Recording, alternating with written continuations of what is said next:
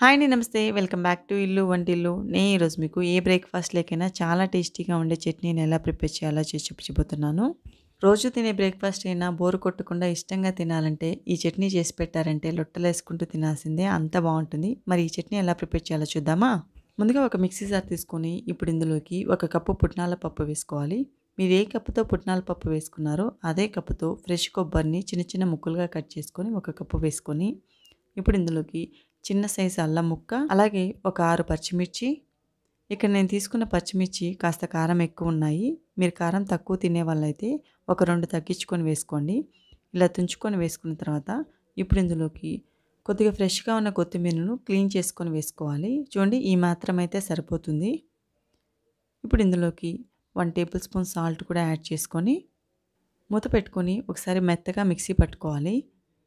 చూడండి వాటర్ వేయకుండా ఇలా ఒకసారి మిక్సీ పట్టుకున్న తర్వాత స్పూన్ తీసుకొని ఒకసారి ఇలా మిక్స్ చేసుకొని ఇప్పుడు ఇందులోకి చిన్న గ్లాస్ నిండా వాటర్ వేసుకొని మెత్తగా పేస్ట్ లాగా మిక్సీ పట్టుకోవాలి. చూడండి ఇలా మెత్తగా మిక్సీ పట్టుకున్న తర్వాత కన్సిస్టెన్సీ అనేది మరీ గట్టిగా ఉండకూడదు.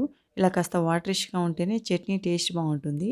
ఇలా మిక్సీ పట్టుకున్న చట్నీని వేరే బౌల్లోకి ట్రాన్స్ఫర్ చేసుకోవాలి.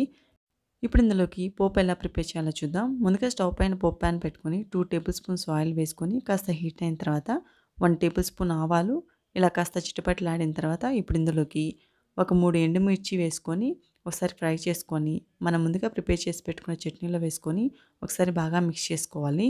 చూడండి చట్నీ కన్సిస్టెన్సీ అనేది ఇక్కడ నేను చూపిస్తున్న విధంగా ఉండాలి. మరీ గట్టిగా ఉండకూడదు. కాస్త లూజ్‌గా ఉండేటట్టు చేసుకుంటేనే మనకు ఏ బ్రేక్‌ఫాస్ట్‌లోకైనా సూపర్‌గా ఉంటుంది. అంతే అండి, చాలా ఈజీగా టేస్టీగా ఉండే చట్నీ అయితే రెడీ అయిపోయింది. ఈ చట్నీ ఇడ్లీలకైనా, దోసలకైనా, పొంగల్‌లోకైనా చాలా టేస్టీగా ఉంటుంది.